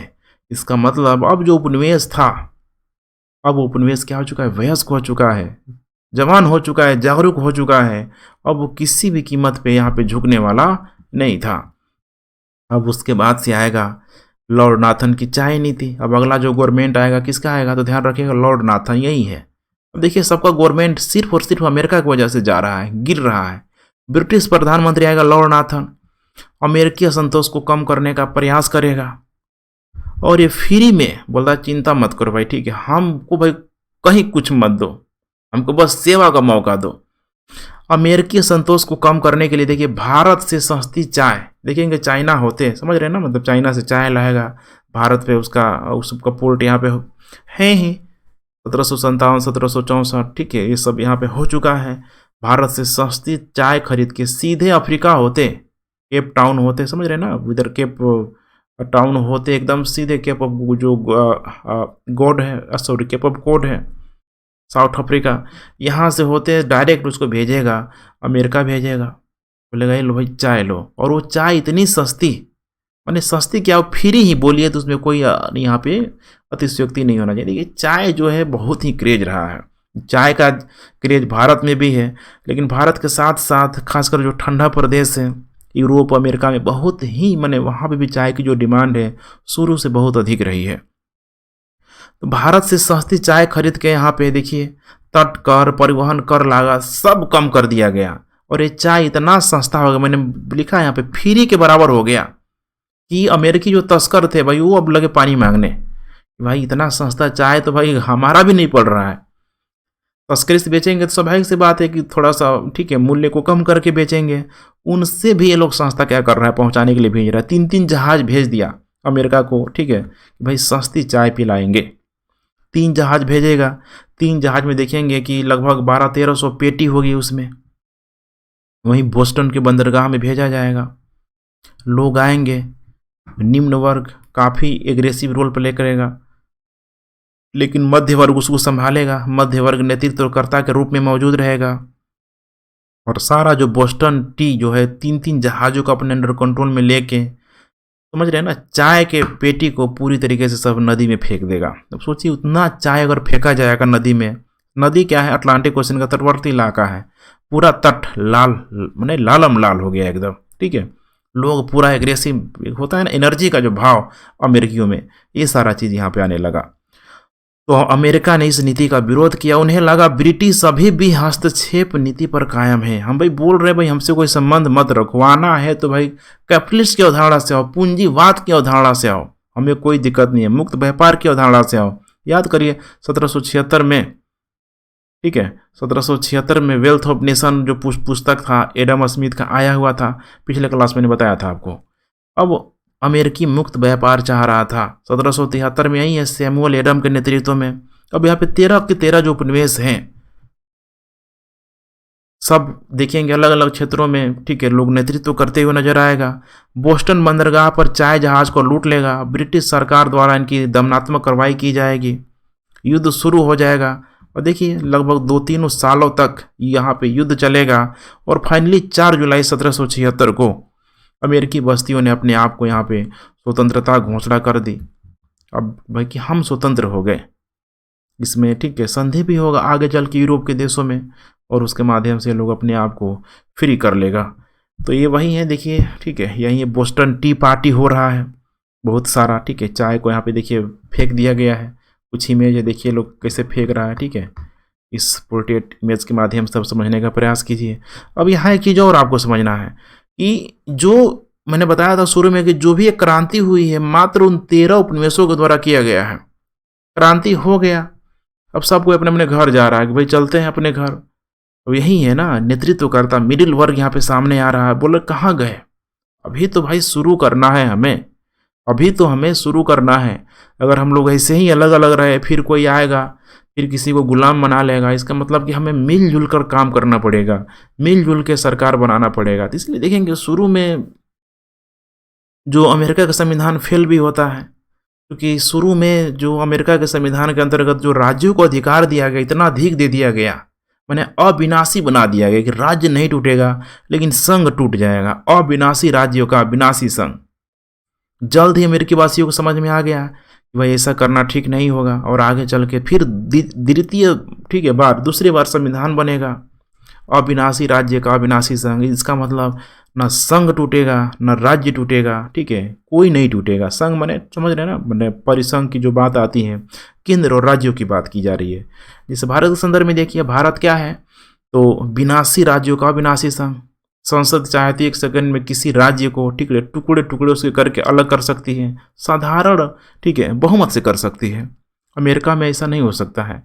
अमेरिका में कोई भी संशोधन करने में ठीक है दिमाग खराब हो जाएगा। बहुत ही वहाँ पे जो संविधान है मतलब बहुत ही रिजिड माना जाता है, कठोर माना जाता है उस संविधान में कोई परिवर्तन करने के लिए। ये जो संवैधानिक में चीज़ों की बात कर रहा हूँ, आगे हम लोग नेक्स्ट टॉपिक ठीक है संविधान ही पढ़ने वाले हैं, तो आपको बिल्कुल ही ठीक है हड़बड़ाना नहीं है, थोड़ा थोड़ा आप चीज़ों को समझते चलिए। अब आइए बात करते हैं हम लोग इंग्लैंड की असफलता के कारण। कभी भी मैंने दुश्मन को या फिर दोस्त को, कोई भी हो, भाई को कभी भी कमज़ोर यहाँ पे नहीं समझना चाहिए। और यहीं इंग्लैंड ने भूल की। माना गया कि अमेरिका के पीछे जो 3 सबसे बड़ा रोल था वो प्ले किया अमेरिका की भौगोलिक स्थिति। जॉर्ज वाशिंगटन का नाम आएगा, यहीं अमेरिका के प्रथम राष्ट्रपति ठीक है एक तरीके से निर्वाचित हुए। जॉर्ज वाशिंगटन की नीतियाँ, उसके बाद से फ्रांस और स्पेन ने दोनों ने सप्तवर्षीय युद्ध का बदला लेने में कोई कसर नहीं छोड़ा। फ्रांस तो चाह ही रहा था, फ्रांस इस समय देखेंगे बर्बाद हो जाएगा। आगे चल के जस्ट इसके घर में 1789 में फ्रांस की क्रांति हो जाएगी, लेकिन अभी 1776 में फ्रांस अमेरिकियों को सहयोग दे रहा है, कोई छोटी बात नहीं थी। और स्पेन का भी अपना यहाँ पे हित है। स्पेन का ठीक है, अब आप लोगों ने की ऑफ जिब्राल्टर का नाम सुना होगा, जिब्राल्टर स्ट्रेट, वहाँ पे ठीक है जब इंग्लैंड का व्यापार अधिक होने लगा तो उस पर इंग्लैंड का काफ़ी कंट्रोल हुआ करता था, स्पेन भी उसको लेना चाहता था। तो अब देखिए सारे लोग मिल के उस ठीक है ब्रिटेन को यहाँ पे डैमेज करने में लग जाते हैं और इसमें सफल भी होते हैं। तो पहली बात करते हैं प्राकृतिक ठीक है भौगोलिक स्थिति। त्वरित सैन्य कार्रवाई आसान नहीं था। 3000 मील दूर से सोचिए अब लोग कितना जल्दी लोग आ जाएगा, ठीक है, मैंने ब्रिटेन के लोग क्या आना आसान है। अमेरिका का समुद्र तटीय विस्तार मैंने इतना बड़ा है, एकदम पूरा 13 उपनिवेश यहाँ पे बसा हुआ है, कहाँ कहाँ जाएगा, सब आएगा। इतना जहाज से आना आसान नहीं था, ये भी एक बहुत बड़ा कारण था। उपनिवेशों की शक्तियों को कम आंकना, इनको तो लगा भाई ये तो भाई हमारे लोग अपने भाई लोग हैं, मान जाएगा सब, मना लेंगे। लेकिन वो लोग भूल गया कि इनके पीछे भी 2 बड़ी बड़ी शक्तियों का हाथ था, फ्रांस और स्पेन। भूल इन लोगों ने किया कि अमेरिका मूलतः ब्रिटिश समाज से जुड़े हुए हैं भाई, और अपने लोग अपने को क्यों लोग मारेंगे। इनका भी आर्गुमेंट था कि भाई हम भी जब तुम्हारे लोग हैं, तुम्हारे हमारा इकोनॉमिकली ठीक है, तुम लोग शोषण क्यों कर रहे हो। तो ये थी ब्रिटेन की अदूरदर्शिता। इसके अलावा अन्य यूरोपीय शक्तियों का स्वार्थपूर्ण रवैया भी ब्रिटेन को डैमेज करने में कोई कसर नहीं छोड़ा। फ्रांस ने सप्तवर्षीय युद्ध के पराजय का बदला ले लिया। समझौता अमेरिका से कोई सहायता नहीं, ठीक है, स्वतंत्रता तक युद्ध यहाँ पे जारी रखा। बहुत कोशिश किया ब्रिटेन की भाई हमसे समझौता कर लो, मानेगा नहीं, बोला ना हमको एक ही चीज़ चाहिए, बदला। और फ्रांस और जर्मनी बदला लेते रह जाएगा सब आगे। इसके अलावा हॉलैंड, समझ रहे हैं ना, हॉलैंड वर्तमान में इसको नीदरलैंड समझिए, अमेरिका का साथ दे रहा था। दक्षिण पूर्व एशिया उसे यहाँ पे फंसाया रखा। दक्षिण पूर्व एशिया में इधर भारत के तरफ, समझ रहे हैं, दक्षिण पूर्व एशिया भारत के तरफ, इंडोनेशिया के तरफ, क्योंकि यहाँ पे जो हॉलैंड था मसालों के व्यापार को लेके खासकर साउथ ईस्ट एशिया के तरफ, इंडोनेशिया के तरफ काफ़ी भी मतलब वहाँ पे कॉन्सेंट्रेट करके रखा हुआ था। स्पेन को जिब्राल्टर को वापस छीनना था, वही है जिब्राल्टर स्टेट, ध्यान रखिएगा, ठीक है। जिसको भूमध्य सागर के अटलांटिक ओशियन से जब एंट्री करेंगे मेडिटेरियन सी में, तो इसको चाबी बोला जाता है कि भाई इस पे कंट्रोल हो गया तो ठीक है, मेन रास्ते पे आपका कंट्रोल हो गया। इसके अलावा नेताओं की मध्यवर्ग की भूमिका भी है। जॉर्ज वाशिंगटन की कूटनीतिक कुशलता की भूमिका, अमेरिकी बस्तियों को एकजुट करने का, ठीक है, इनको श्रेय दिया गया। और यही कारण है कि जब अमेरिकी संविधान का निर्माण हुआ तो इनको प्रथम राष्ट्रपति के रूप में चुना गया। तो इसे भी आप लोग जरूर ध्यान रखेंगे। अब यहाँ पे कुछ सवाल है छोटे छोटे कि क्रांति का, ठीक है, क्रांति को मध्यम वर्ग क्यों कहा जाएगा। अब शुरू से हम लोग देखिए देख रहे हैं कि क्रांति का या फिर समाज में कोई भी परिवर्तन का जो आधार होता है वो होता है यहाँ पे आर्थिक कारण। देखिए यहाँ पे आर्थिक कारण, और इसी आर्थिक कारण से शुरू से मैं देखिए बताते आ रहा हूँ, ये जब भी किसी समाज में आर्थिक कारण मजबूत होगा तो समाज में एक सामाजिक चेंज देखने के लिए मिलेगा। गरीब लोग अमीर होंगे, अमीर लोग गरीब होंगे। अब जब ये परिवर्तन होगा तो एक मध्य वर्ग का विकास होगा, अच्छे खासे मिडिल वर्ग का यहाँ पे विकास होगा। उनकी सोच समझ में बहुत बड़ा परिवर्तन आएगा, धीरे धीरे उस समाज में परिवर्तन आएगा और राजनीतिक परिवर्तन भी होगा। निम्न वर्ग का ये लोग नेतृत्वकर्ता बनेगा, दासों का एक तरीके से कह सकते हैं कि नेतृत्वकर्ता के रूप में वो मौजूद रहेगा। लेकिन फाइनली ध्यान रखिएगा, मध्य वर्ग हमेशा ही निम्न वर्ग का शोषण करेगा, दासों का शोषण करेगा, लेकिन उनके नज़दीक यही रहेगा। तो इसीलिए क्रांति को मध्य वर्ग नेतृत्वकर्ता के रूप में मौजूद है। क्रांति के मध्य चाहे पश्चात जो भी परिवर्तन हुआ, अधिकतर देखेंगे जब संविधान पर आप पढ़ेंगे तो जो भी संवैधानिक मूल्य अमेरिका में देखेंगे तो ये जो मिडिल वर्ग है अपने हितों के अनुकूल सारी की सारी नीतियों को बनाएगा, अर्थात निम्न वर्ग को, दासों को ठेंगा पहुंचा देगा, ठेंगा दे देगा, कुछ देगा ही नहीं उनको, भाई उनके अधिकारों की बात ही नहीं करेगा। ये भी है मध्य वर्ग, ये भी कोई समानती व्यवस्था से कम नहीं है, जिसको जो अधिकार मिलता है नीचे के लोगों का अपने आप, ठीक है, शोषण करने में जुट जाता है। दूसरी बात करें यहाँ पे अमेरिकी क्रांति में निम्न वर्ग की भूमिका थी, तो देखिए इस तरह से जब क्वेश्चन आता है तो माइंड सेट होता है कि निम्न वर्ग का तो भाई कुछ होता ही नहीं है, तो आपको थोड़ा सा इससे निकलना है। देखिए निम्न वर्ग था, भले ही अधीनस्थ के रूप में कार्य किया, मध्य वर्ग के अधीनस्थ के रूप में कार्य किया, लेकिन भीड़ जुटाने में जो इस निम्न वर्ग की जो भूमिका होगी बहुत बड़ा रोल रहेगा। और क्रांति में देखिए हिंसक जो गतिविधियां होगी, मारकाट होगा, शहीद होंगे, लोग मारे जाएंगे, उसमें भी निम्न वर्ग की भूमिका काफ़ी अधिक होगी। अब भारत के, ठीक है, जो स्वतंत्रता आंदोलन की बात कर लीजिए, कितने लोग, ठीक है, गरीब किसान मजदूर, कितने लोग मारे गए, तुरंत वो लोग एग्रेसिव हो जाते हैं। और वही हुआ वहाँ पे क्रांति के मध्य में देखेंगे तो निम्न वर्ग कहीं कहीं रेडिकल रुख अपनाएगा कि सारा बदल दो, हर उस चीज़ को बदल डालो जो तुम्हारे विकास की मार्ग में अवरोध उत्पन्न करता है, और यही चीज़ कर रहा है निम्न वर्ग भी। राजनीतिक हो गया, आर्थिक सामाजिक स्वतंत्रता को लेके काफ़ी ये लोग रेडिकल रुख अपनाता है, लेकिन इस रेडिकल रुख को मध्य वर्ग इनको अपने अधीनस्थ कर लेता है, अपने कंट्रोल में कर लेता है। बोस्टन में दंगा भी होगा, लेकिन मध्य वर्ग इनको अपने प्रभाव में ले लेगा, इनको समझा बुझा के, ठीक है, अपने अंडर कंट्रोल में कर लेगा और पुनः फिर वही इनका शोषण करने में लग जाएगा। ये प्रक्रिया देखिए निम्न वर्ग के साथ चलता रहता है, तो थोड़ा आप इसको, ठीक है, डिफाइन करने की कोशिश कीजिएगा। लेकिन मध्य वर्ग की भूमिका रेडिकल परिवर्तन नहीं, अमेरिकी क्रांति में देखेंगे आएगा, लेकिन उतना परिवर्तन नहीं करेगा ये जो मध्य वर्ग नहीं होगा, यहाँ पे निम्न वर्ग की जो भूमिका होगी अमेरिकी क्रांति में, रेडिकल परिवर्तन नहीं होगा। आगे चल के जब संविधान बनेगा तो संवैधानिक चीज़ों के माध्यम से मध्य वर्ग निम्न वर्ग को बहुत कुछ नहीं देगा। खासकर वयस्क मताधिकार की बात आएगी, संपत्ति के अधिकार की बात आएगी तो इनको ठेंगा पहुंचा देगा, ठेंगा दे देगा।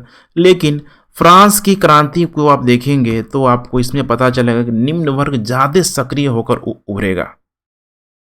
और इसमें आप जैकोबियन दल का नाम कैसे भूल सकते हैं, रोबिस्पियर का जो आतंक है, ठीक है, कैसे भूल सकते हैं, आगे चल के देखेंगे। तो इसीलिए कभी कभी इस टाइप का प्रश्न तुलनात्मक दृष्टिकोण से भी पूछा जाता है, पूछा जा सकता है। अब बात करें हम लोग अमेरिकी क्रांति का परिणाम क्या क्या हुआ, तो परिणाम में खासकर अलग अलग देशों में क्या क्या प्रभाव पड़ा इसको देख लीजिए। अमेरिका है, इंग्लैंड, फ्रांस, भारत, आयरलैंड, ठीक है, सब देखते हैं। पहला बात करें हम लोग अमेरिका में, राजनीतिक क्षेत्र पर बहुत व्यापक परिवर्तन आपको दिखाई देगा। विश्व का पहला लिखित संविधान माना गया, जिसमें मोंटेस्क्यू की विचारधारा शक्ति के पृथक्करण को लाया गया। अब समझिए राजनीतिक क्षेत्र में जो व्यापक प्रावधान, जो संविधान की जो बात आ रही है, अमेरिकी संविधान को आप बेहतर तरीके से तब समझेंगे जब आप थोड़ा ब्रिटेन का संविधान को पढ़ लेंगे। अभी भी वहाँ का संविधान अलिखित है, लेकिन जो भी पार्लियामेंट्री सिस्टम मौजूद है, ठीक है, तो ऐसा तो नहीं है बिल्कुल लिखा नहीं गया है, लिखा गया है, ठीक है, जिल्द नहीं लगाया गया है, एक यूनाइट नहीं किया गया है सारे पेज को, ठीक है। वहाँ के संविधान को हम लोग देखेंगे तो आप बेहतरीन तरीके से समझ पाएंगे। फिर एक तुलनात्मक जब अध्ययन करेंगे, क्योंकि ये अमेरिका वाले कोई और नहीं है बल्कि ब्रिटेन वाले ही क्या है, यहाँ पे अमेरिका में बस गए, तो कौन कौन चीज़ लेंगे ब्रिटेन के संविधान से। जब आप ब्रिटेन के संविधान को नहीं पढ़ेंगे, दोनों को आप अच्छे तरीके से, ठीक है, चेक एंड बैलेंस नहीं कर पाएंगे। तो मैं भी अगला क्लास में मैं जब कोशिश करूँगा कि उस ब्रिटेन का संविधान, ब्रिटेन का पूरा इतिहास में भी, ठीक है, एक लेक्चर बना दूँ। उसके बाद से तब आप अमेरिकी संविधान पढ़ेंगे तो ज़्यादा आपको क्रिस्टल क्लियर होगा। अमेरिका में गणतंत्रात्मक शासन प्रणाली का विकास हो गया। अभी देखिए, अभी भी रिपब्लिक जो है ब्रिटेन आज भी नहीं है। आज भी वहाँ का जो कार्यपालिका है शासक के रूप में वहाँ पे मौजूद है, शासिका के रूप में मौजूद है, जो कि मोनार्ची है, बिल्कुल यहाँ पे मोनोपोली है। तो अभी भी नहीं है। देखिए, लोकतंत्र है लेकिन गणतंत्र नहीं है, ध्यान रखिएगा। तो संघीय शासन होता है, मानवाधिकार की घोषणा की जाती, गणतंत्र की जननी भी माना जाता, इसी अमेरिका को माना जाता। लेकिन इसका बीज तो देखेंगे कि ब्रिटेन के समाज में छुपा हुआ है। धर्मनिरपेक्ष राज आ गया। अब ना भाई कोई कैथोलिक ना प्रोटेस्टेंट। लेकिन एक चीज़ ध्यान रखिएगा, अब ब्रिटेन से आने वाले लोग थे तो ब्रिटेन में अधिकतर मानने वाले लोग कौन थे? प्रोटेस्टेंटवादी थे। तो स्वाभाविक सी बात है कि अमेरिका में भी ऐसे लोग जब आके बसे, तो इनमें प्रोटेस्टेंटवादियों की संख्या अधिक होगी। अमेरिकी पूंजीवादी प्रणाली का विकास हुआ, मुक्त व्यापार पे जोर दिया गया। इसका जो बंदरगाह था, 13 उपनिवेशों का जो भी बंदरगाह देखिए, जो भी अटलांटिक ओशियन एकदम न्यूयॉर्क से लेके, ठीक है, पूरा जो भी बंदरगाह है सब पूरे विश्व के लिए यहाँ पे खोल दिया गया। और मुक्त व्यापार की नीति के माध्यम से अब ब्रिटेन ने अपना वाणिज्यवादी सिद्धांत को त्याग दिया। अब इस मुक्त व्यापार की नीति के माध्यम से देखेंगे खुद ब्रिटेन इनसे बराबरी का भाव करके, ठीक है, इनसे व्यापार करते हुए नजर आएगा। एक सशक्त मध्यम वर्ग का विकास होगा। राजनीतिक आर्थिक निर्माण में यही भूमिका लोग निभाएगा, बहुत मजबूती से, ठीक है, आगे आएगा, सामने आएगा। नेक्स्ट यहाँ पे इंग्लैंड पर प्रभाव। इंग्लैंड पे क्या प्रभाव पड़ेगा? बेचारा एक बहुत अच्छा खासा खाता पीता उपनिवेश उनका छूट गया। अमेरिकी क्रांति इससे उपनिवेश वंचित हो गया। लेकिन ये उपनिवेश से जब वंचित हुआ, उनको सीख आ गया कि भाई अमेरिका आखिर आज़ाद कैसे हुआ।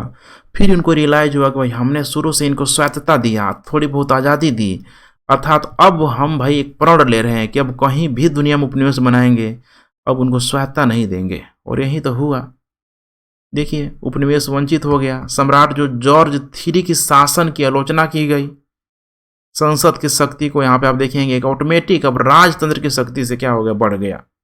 नए उपनिवेशों पर बड़ी ही कड़ाई से यहाँ पे बल दिया गया, खासकर ऑस्ट्रेलिया, न्यूजीलैंड, भारत, चीन, अभी आप वर्तमान में साउथ अफ्रीका, ऑस्ट्रेलिया, न्यूजीलैंड देखेंगे तो अंग्रेज लोग जाके बस गया यहाँ पे। जहाँ जहाँ रिसोर्स अधिक मिला, जैसे ऑस्ट्रेलिया वगैरह में देखेंगे तो अच्छी खासी आपको उधर, ठीक है, सोना वगैरह, ठीक है, माइंस है, खाने हैं, वहाँ की जलवायु है। न्यूजीलैंड का भी यही हाल है, सब जाके अंग्रेज सब बस गया। भारत और चीन की, ठीक है, उनकी जो जलवायु थी, राजनीतिक स्थिति थी, उनके अकॉर्डिंग नहीं था, उनको जाना पड़ा। औपनिवेशिक नीति में परिवर्तन आया। श्वेतों के साथ सहानुभूति का भाव, समानुभूति का भाव, लेकिन अश्वेतों के प्रति कठोर नीति अपनाया गया अंग्रेजों के द्वारा। अंग्रेजों ने, ठीक है, बिल्कुल ही बर्बरतापूर्वक खासकर भारत और अफ्रीकी जैसे देशों में निभाया। अब यही है, देखिए मैं कह रहा हूँ, समझिए कि ये प्रबोधन काल का जो समय है, यूरोपीय लोग इतना होशियार है सब कि अपने यहाँ देखिए पूरा अच्छा समाज की चाह कर रहा है। वही मध्य वर्ग है जो भारत में आके शासन कर रहा है। लेकिन देखिए उस सबकी नीतियाँ, मुक्त व्यापार नीति को बढ़ावा दिया गया। अमेरिका, ठीक है, इंग्लैंड, दोनों के बीच यहाँ पे स्वीकार कर लिया गया। दोनों के रिश्ते अच्छे हो गए, मुक्त व्यापार पे सब बल दे रहा है। फ्रांस पर क्या प्रभाव पड़ेगा? तो बेचारा ये तो बदहाली का जीवन जीने लगेगा। सप्तवर्षीय युद्ध के अपमान का बदला ले लिया, बस यही उसके लिए फायदा हुआ। बाकी देखिए क्या हुआ, वित्तीय बोझ बढ़ गया, बढ़ेगा ही बढ़ेगा। आर्थिक दिवालियेपन का शिकार हो गया, क्रांति का मार्ग प्रशस्त हो गया। अमेरिकी क्रांति पर यहाँ पे भागीदारी से देखिए बहुत सारे जो फ्रांस के जो सैनिक अमेरिकी क्रांति के मूल्यों को प्रसार कर रहे हैं। देख भाई वहाँ पे लोग क्या चाह रहा है, मुक्त व्यापार, स्वतंत्रता की चाह रख रहा है, समानता की चाह रख रहा है, बंधुत्व की चाह रख रहा है।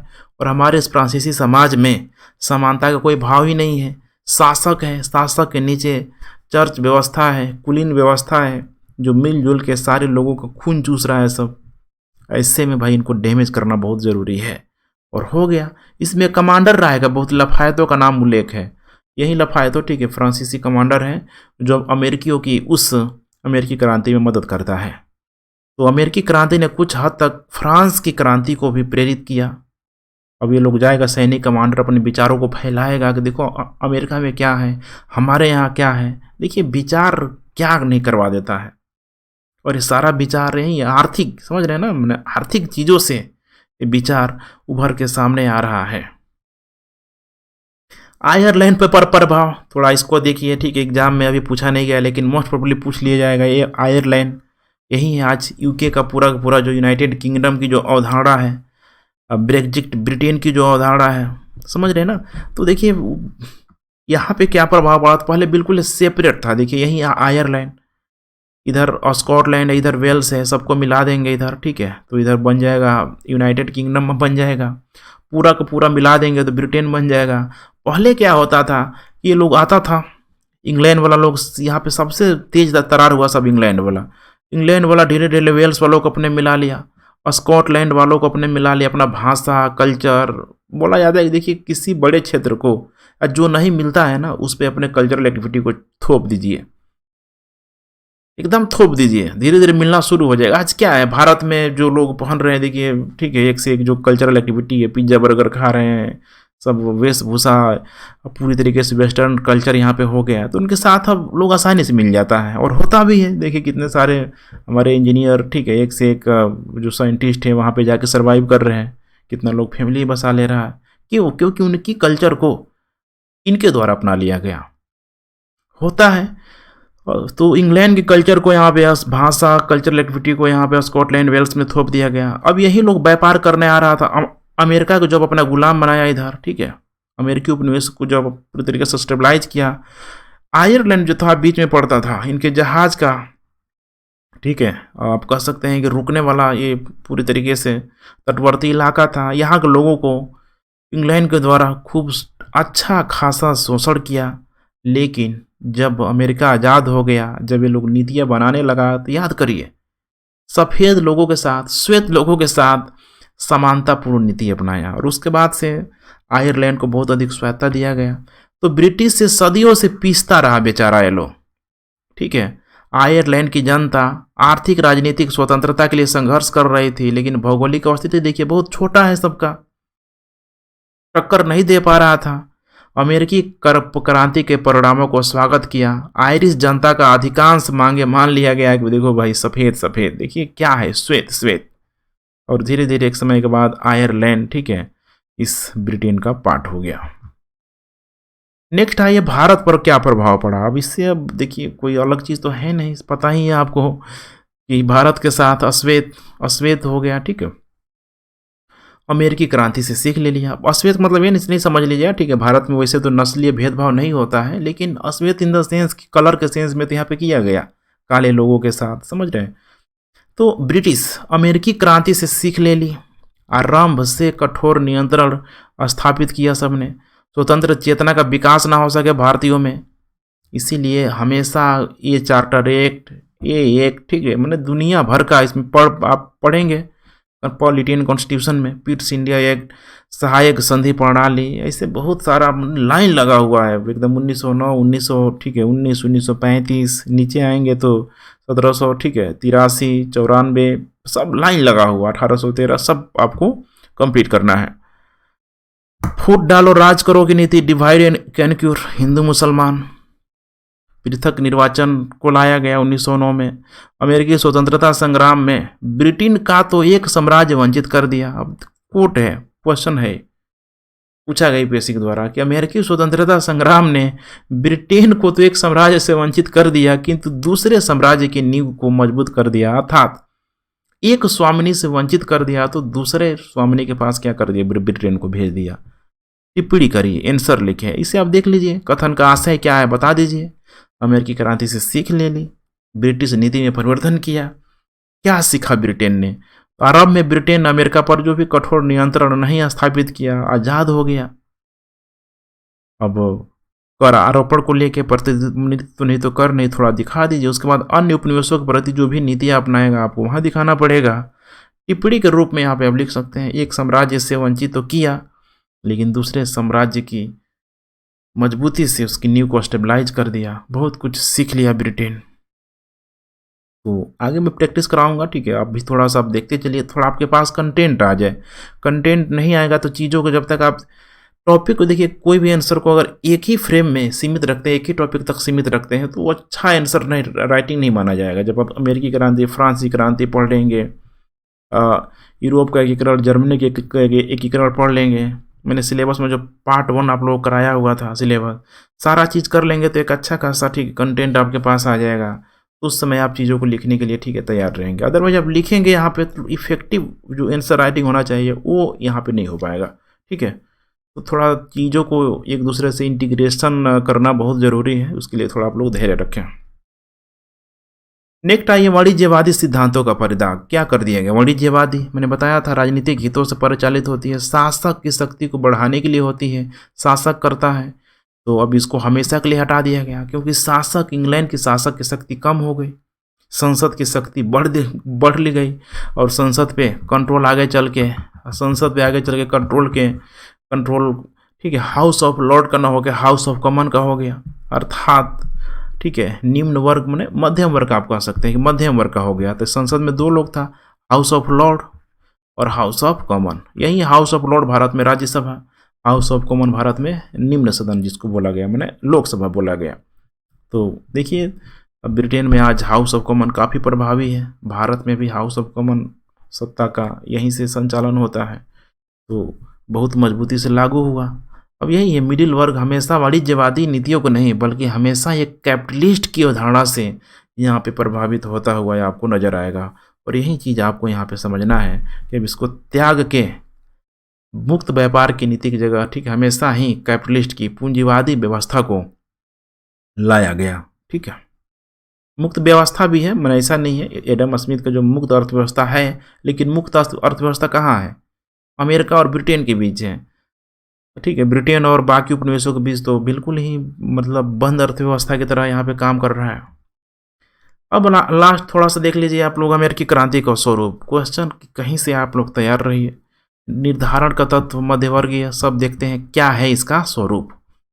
निर्धारण का तत्व देखिए, ये जनरल टर्म है कि कोई भी क्रांति हो रहा है, कोई भी आंदोलन हो रहा है, तो आप देखिए उसमें कौन लोग पार्टिसिपेट कर रहे हैं। नेतृत्वकर्ता देखेंगे तो हमेशा ही मिडिल वर्ग करेगा। इतिहास उठा के आप देख लीजिए, क्या लोग, राजा जो लोग जाएगा, देखिए अंग्रेज जो लोग आया भारत में, तो अभी भी 35% भारत के लैंड पे राजा रजवाड़ों की भूमि थी, अंग्रेजों का चाटुकार बन के सब मौजूद था। तो कहाँ सब कर रहा है भाई? जिस तरह से चल रहा है चलने दो, हमारा बस अधिकार रहना चाहिए। राजाओं की ये सोच होती है। कुलीनों के साथ ही है, जमींदारों के साथ यही है, जब उन पे पर्सनल अटैक होता है तब उनका आँख खुलता है। तो इसीलिए नेतृत्वकर्ता हमेशा मध्य वर्ग जो होता है, मध्य वर्ग थोड़ा वेल एजुकेटेड होता है, रिसोर्स उतना इसके पास, ठीक है, होता भी है, नहीं भी होता है, कुल मिला के ये जागरूक नागरिक होता है, अपने अधिकारों को जानता है, मांगे और इसका लक्ष्य होगा, और भागीदार में अधीनस्थ के रूप में इसके कार्य करेंगे। कृषक, किसान, मजदूर, निम्न वर्ग सबको इकट्ठा कर लेगा, प्रसार करवाएगा, शहर में, गांव में, हर जगह एक्सपेंड करवाएगा। इसका कुछ प्रभाव होगा, ठीक है, कुछ परिणाम होगा, और तब जाके कुछ न कुछ इसमें परिवर्तन आएगा। तो इसी के आधार पर अगर हम लोग देखें तो कई सारा इसका स्वरूप हमें दिखाई देता है, जो अक्सर एग्जामों में पूछ लिया जाता है।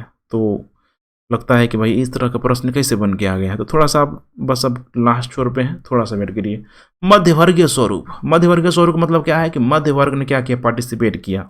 ऑलरेडी पीछे हम लोग थोड़ा सा देखे हुए थे। तो बौद्धिक विचार के रूप में मध्य वर्ग सामने आएगा। यही तो बोला, प्रतिनिधित्व नहीं तो कर नहीं, अदरवाइज निम्न वर्ग को कूड़ा मार मार के, ठीक है, एक्सेप्ट करवा लिया जाता, लेकिन ये नहीं, टिका, एकदम टिका रह गया। खुद सैनिकों का, ठीक है, टोली बनाएगा, ठीक है, और जाकर उससे युद्ध करेगा।